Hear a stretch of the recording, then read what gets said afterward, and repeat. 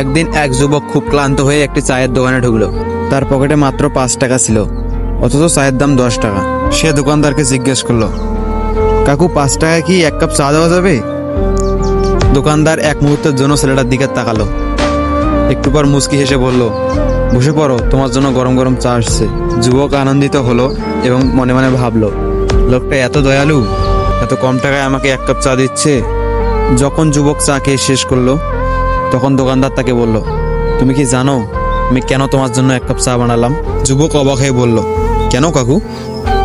দোকানদার মুচকি হেসে বললেন, বছর 10 আগে আমি ক্লান্ত হয়ে একটা দোকানে গিয়েছিলাম, কিন্তু আমার কাছে পুরো টাকার দাম ছিল না।